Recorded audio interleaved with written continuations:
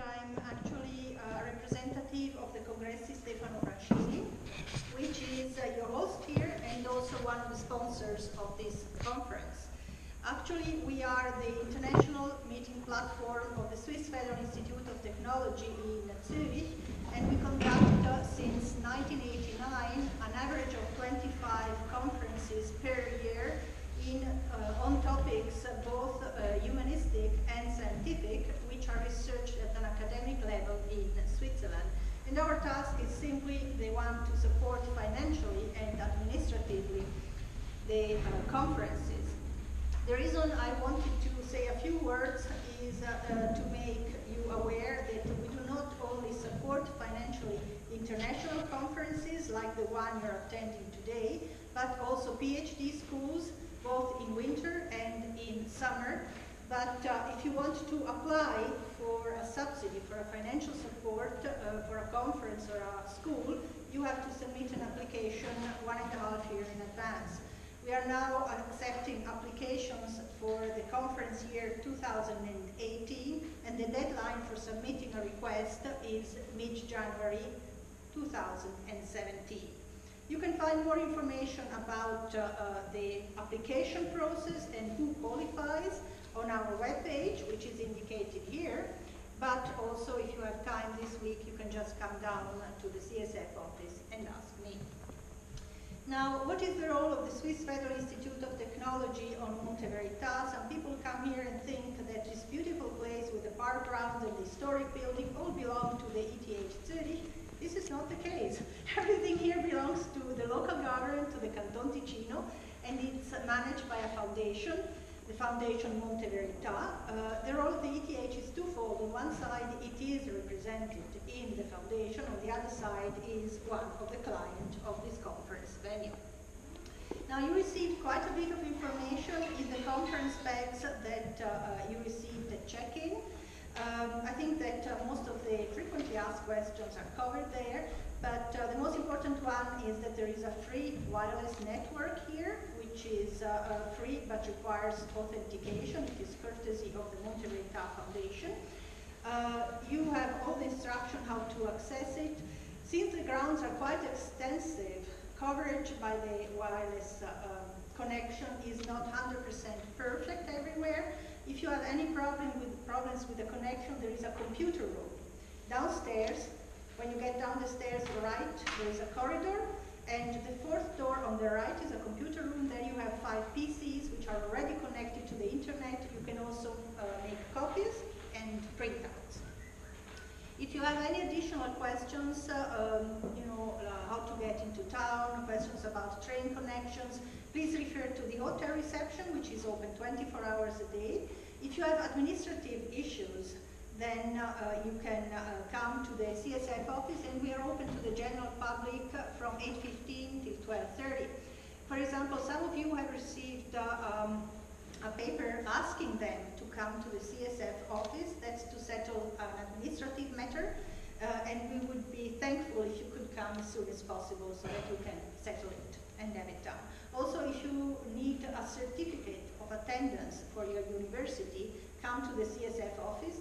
And where is it? It's also downstairs in the same corridor. You can see outside there is a big white banner. You should be able to find us. And last but not least, the CSF sponsors a prize for the best presentation of a young scientist. It can also be a poster presentation. It's not the CSF which decides who is going to win the prize. It's your organizing or scientific committee. We just sponsor the money, and this is 500 Swiss francs plus a framed award and a small souvenir. The award ceremony will take place at the end of the conference on Thursday, so young scientists, be sure to be here. And this is all on my side. I now give the word to the director of the Monte Verità Foundation, Mr. Solonini, who will tell you some more about the history of this place. Thank you very much for your attention. Enjoy your time here. Thank you. Dear ladies and gentlemen, dear professors, good morning. I'm glad to welcome you here to Monte Verità. As said, my name is Lorenzo Solonini, and I'm the director of this very special place. And why is it special? It's because of its history. 116 years ago, some followers of the Lebensreform came here and they created a vegetarian colony. They were nudists, they cultivated their own food, they tried to find a simple way of living away from the industrialization, and a third way between capitalism and communism. They lived very, very simple, and many artists and writers came here because of this experience that was holding here. I show you now a short film where everything is explained. Me and my staff are completely at your disposal. If you want to learn more about the history of Monte Verità, you can also download our app for a smartphone. You can also play a little game in it to find which Monte Veritans you're near to.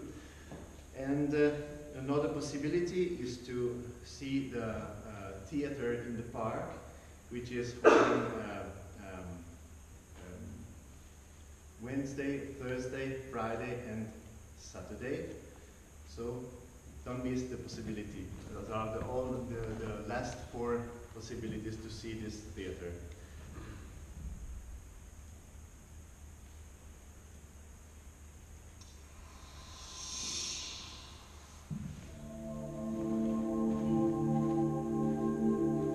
The fascinating history of the Monte Verità began in 1900. When a small group of idealists from Northern Europe settled on a hilltop above Ascona in southern Switzerland. Their vision was to start a new life, an ideal society based on the principles of freedom, simplicity, a spirit of cooperation, a vegetarian diet, and a closer relationship with nature, which also included nudism.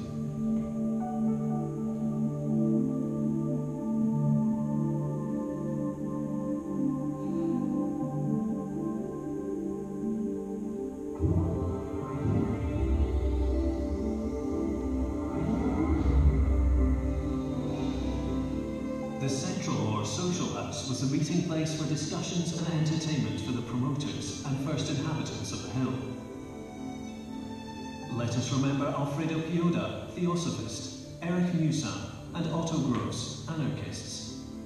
Henry Udenkoffen, the son of a Belgian industrialist, and Ida Hoffmann, a piano teacher and feminist, both co-founders of the community, later sanatorium called Monte Verità.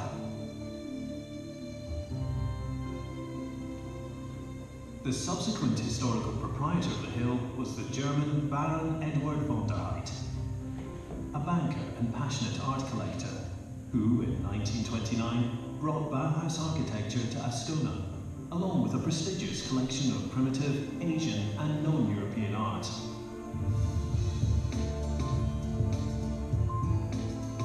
His hotel played host to the international jet set in the 1930s, and retains several original Bauhaus furnishings. In keeping with its past as a historical meeting place, Monte Verità today is a modern congress and cultural centre, which hosts international scientific conferences, workshops and business meetings.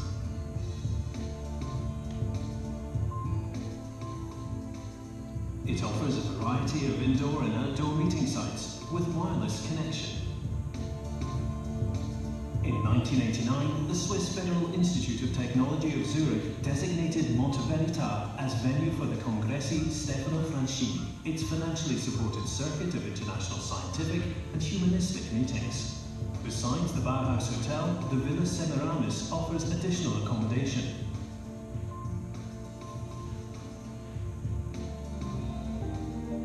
It is said that from the roof of this building, some locals used to buy tickets to peek down at the naked vegetarians.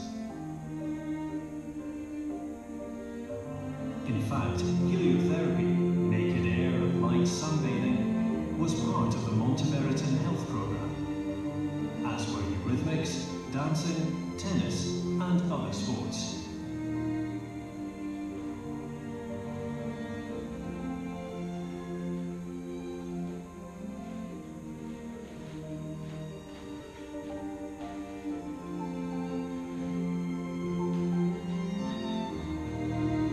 Genuine and healthy diet was, and still is, fundamental to the culinary philosophy of Monte Verità. Seasonal and regional food is featured on every menu in this restaurant. Whether a congress meal, a banquet, a business lunch, or a romantic date.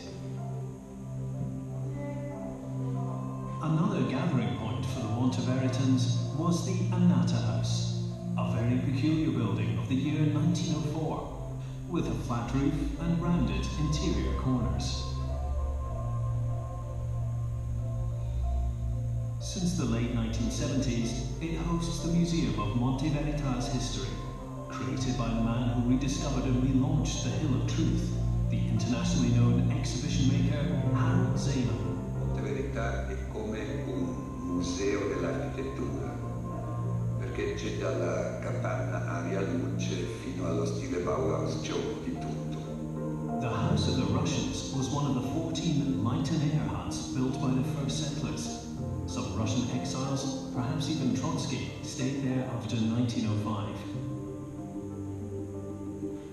In addition to anarchists, theosophists, communists and psychoanalysts, several artists, writers and poets such as Hermann Hesse, Friedrich Glauser, D.H. Lawrence, Mariana Berevkin, Alexei von Jawlensky, Hugo Ball, Paul Klee, Jean Abt, and his wife Sophie Teuber-Abt had a part in the animation and enlightenment of Monteverita and Ascona over the last century, reflecting numerous social and artistic movements of 20th century Europe. Dance continues to inspire those who are attracted to the hill. In the wake of the school of dance of the Hungarian choreographer Rudolf von Laban and his famous pupils from the beginning of the last century, Mary Wigman, Suzanne Perrotet, Katja Wolf, and many others.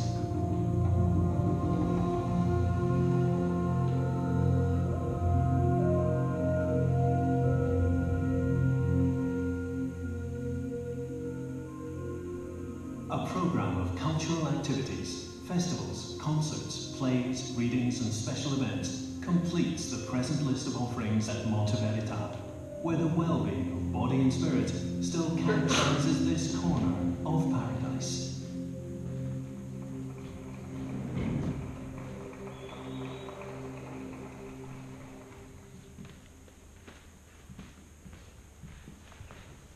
So don't forget, download the app, follow the theater in the park, and I wish you an inspiring stay at Monteverita.